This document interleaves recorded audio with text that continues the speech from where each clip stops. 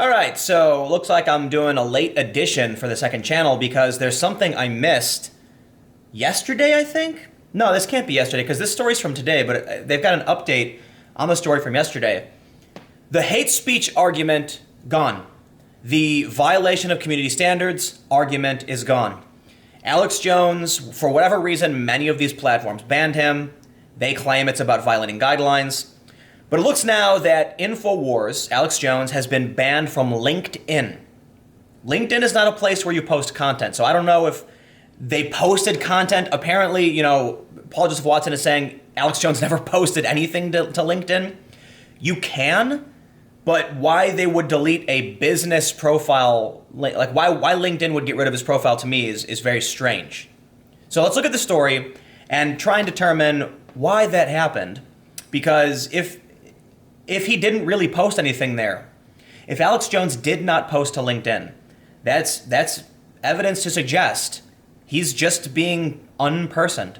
I know a lot of people on the right are using that term. It's a reference to, I believe, 1984, when you said something that was against the party or the government, they removed you from society. You were unpersoned. That's kind of what we're seeing. Again, that is if he didn't actually post anything to LinkedIn. So let's read the story. This is from CNET.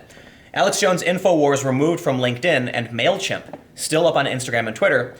Alex Jones' Infowar app is also available on iOS App Store and Google Play Store. So it says, conspiracy theorist Alex Jones is quickly disappearing from the internet, though some accesses to his site, Infowars, is still available on the web. Who wrote this? What? After we inquired this afternoon about the Infowars company page, LinkedIn responded that it has removed the page from its platform.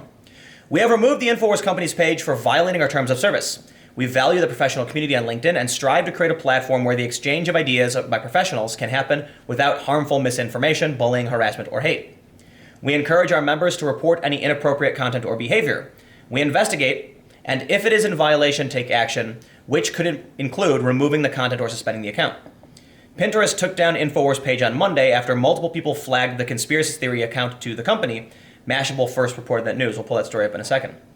Consistent with our existing policies, we take action against accounts that repeatedly save content that could lead to harm. What? A Pinterest spokesperson said in an email statement. People come to Pinterest to discover ideas for their lives, and we continue to enforce our principles to maintain a safe, useful, and inspiring experience for our users.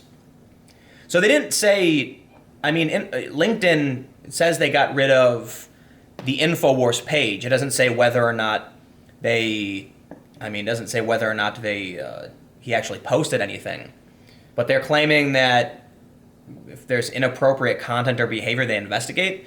So I guess that would imply that Infowars the company page was posting something that violated their terms of service. Maybe. But I think I have the tweet from Paul Joseph Watson. I don't know if this is going to work in terms of the screen, but so here's what Paul Joseph Watson tweeted. He said, here's where the hate speech argument falls flat. They deleted Alex Jones from LinkedIn. Unpersoned him 1984 style, communist Chinese social credit score style. He uploaded zero content to LinkedIn. This was a politically motivated, coordinated purge by big tech. So I'm not saying, a lot of people probably trust Paul Joseph Watson, but keep in mind, our only actual source here is Paul claiming that Alex Jones was deleted from LinkedIn. I did a search. I couldn't find him. Again, I don't have a statement from LinkedIn. I don't have a comment. But suffice it to say, I kind of lean more towards why would Alex be posting content to LinkedIn? Who posts? Very few people actually do. So let's go back to the story. And then, was it Pinterest? That's weird too. Facebook said on Monday it removed Alex Jones' channel page, the Alex Jones page, the Infowars page, and Infowars Nightly News page. YouTube also removed one of Jones's biggest channels. Yeah, we know all that. He's been criticized for promoting conspiracies about tragic events. Yes, we know this. Well, so they then go on to say that the Infowars app is still available on the iOS and Google Play Store, and its accounts are still active on Instagram and Twitter. Twitter said it will not remove the account. Good for you, Twitter. Good for you. Even though, it's like the same work. So here's what's interesting. It says updated August 6th. Okay, so this story was first published on August 6th, and they updated yesterday. So the LinkedIn removal was yesterday. I thought that's what the case was. I missed this. And they said it was updated today at 1:02 p.m. with news of LinkedIn's removal and comment. So they said the Infowars accounts are still active on Twitter because they currently don't violate Twitter's policies, according to a person familiar with the company's thinking. The social network sees the current counter-arguments posted in Infowars threads as healthy corrections to public discourse. Apple, Google, Pinterest, LinkedIn, and Instagram didn't immediately respond to requests for comment. Alex Jones and Infowars also didn't immediately respond to requests for comment. According to Paul Joseph Watson, Alex Jones has been removed, and he didn't post anything. And I did a search on LinkedIn, and I didn't find Alex Jones on there.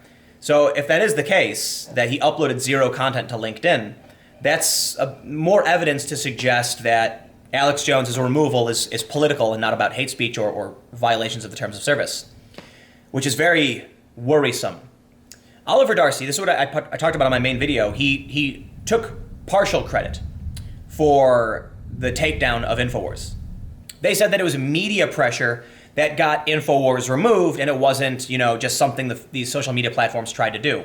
So if their claim is that it was all about hate speech and whatnot, but media companies have been pressuring Facebook to get rid of Infowars for being conspiracy theorists or fake news, now we have a little bit more circumstantial evidence that if LinkedIn, really did remove Alex Jones, and that's at least according to Paul Joseph Watson, I don't have any sources, or statements from them, so it's hard for me to confirm. But at least this is some of the rhetoric bouncing around. Personally, I feel like Alex Jones probably didn't upload anything to LinkedIn. Why would he? I guess some people do. I'd be surprised if anyone did because it's not really a platform for that. But let's look at the Infowars Pinterest page goes offline after Mashable inquiry. Oh, you've got to be kidding me. Okay. It's hard out there for conspiracy theory peddling, dietary supplement hawking tormentors of grieving parents. Oh, so we have an op-ed. Looks like this is not a news story. I thought I was going to read a news story from Mashable. Apparently this is an opinion piece. Sure. So what do they say? Infowars had a Pinterest page. It was linked right there on the Infowars homepage, tucked between Real Alex Jones Twitter and the now defunct Spotify. We say had because during the process of writing the story and shortly after Mashable reached out to Pinterest for comment, it went offline. See, here's the thing. I'm not going to blame Mashable for getting them taken down. Any good journalist is going to ask a social media company about why they host and what they're... When these companies remove Alex Jones, I think it is prudent for journalists to say, hey, Twitter, you're keeping them up. Why do you disagree with Facebook? And then Twitter said, hey, we disagree with Facebook. They're not violating our policies. Pinterest took it down. When I reached out to Patreon about how they supported the far-left propaganda site It's Going Down, I did not tell them to remove it. I said, look, if you're taking down this person, why support these people? It seems like you're playing a political game here. And shortly after, Jack Conte, the CEO, made a video where he took down the far-left propaganda site. And because of that, It's Going Down blamed me personally for getting them taken down. Yeah, that's BS. In this instance, it's a little different. I will never say Jack Morris is responsible because Pinterest made the decision. He simply asked them, I don't know what he wrote to them. However, he starts it out by saying it's hard out there for conspiracy theory peddling, dietary supplement, hawking tormentors of grieving parents. And the reason I call it an op-ed is because, by all means, a news report could say he's a conspiracy theorist, he sells dietary supplements, and he has tormented the grieving parents of Sandy Hook. Those are opinions, but by saying it's hard out there, he's framing the story, right? This is an opinion piece, and it's not labeled as such. So welcome to the world of fake news, where activists who don't like Alex Jones are writing pages that are meant to mock him, instead of telling you exactly what happened. So I have to say it's a bit disconcerting when, yes, I don't blame him for getting Alex Jones banned on Pinterest, but the way he's framed the story, it seems like they're actually glad. They're mocking Alex Jones in this instance. It says clicking through, which you can no longer do, but we wouldn't have recommended it anyway. Showed a collection of the same garbage that got Infowars kicked off a major tech platforms. Yeah, this is an op-ed. This is a sigh. They put sigh in here. This is one of the biggest problems with news today. We don't really need news. It would be great if there was a story from Mashable that said, we reached out to Pinterest for comment, they took down his story. That's it. There you go. Couple sentences. But everybody's producing opinion pieces. Admittedly, my this you're on right now is an opinion page. This is my personal column, my personal blog. My main channel is news and analysis with opinion, obviously. But I try to make sure my main channel is a bit more straight-laced and backed up by sources, which, if I don't have, I can't claim some of these things are true. But I'm not going to, I try to avoid directly insulting people and denigrating people. I'm not perfect, but this right here is different because we're supposed to assume that websites are producing news. This should be labeled editorial. It's not. It's just tech. There's no editorial tag. There's no opinion tag on this, and this is an opinion piece. Anyway, it's not about the opinion piece. Let's say a Pinterest spokesperson followed up to emphasize. All right, so they have a comment consistent with our existing policies. We take action against accounts that repeatedly save content that could lead to harm. So what? They saved their own content, so they got removed. Anyway, look, I wanted to make this video because I saw the tweet from Paul Joseph Watson where he said that Alex Jones was removed from LinkedIn. And that says to me that this is political. And I'm going to reiterate what I made, the point I made in a couple other videos that, look, fake news is really bad. I personally hate fake news, and I call out mainstream news organizations for fake news all the time. The reason I'm mostly concerned with the likes of Mashable and the Daily Beast and Huffington Post is because people use them as legitimate sources in the mainstream. People reference them in action, like Wikipedia and things like that. The Daily Caller isn't considered a reliable source. I think the Daily Caller and the Daily Mail. I could be wrong about the Daily Caller, but I'm pretty sure the Daily Mail. There are websites that Wikipedia will not allow. I'm not worried about them. Those don't enter the mainstream narrative. So, sure, people are going to read them and think they're true when they're actually opinion pieces. But Mashable is considered a reliable source. CNET is considered a reliable source. So when these sites put out fake news, opinion, masquerading as news, they have to be called out. It absolutely has to be called out. That being said, calling it out is different from saying Mashable should be banned. I don't think that's the case. I don't think Infowars should be banned. I don't think the Daily Beast should be banned. I think we just need to be vigilant and call them out when they produce BS, just like we should when Infowars does it. The problem is, if we ban fake news, what we're essentially saying is if you're too stupid or if you're actually crazy, you don't get to use these platforms. I understand no one has a right to these platforms, but we do have a right to free speech. We do have a right to participate in public.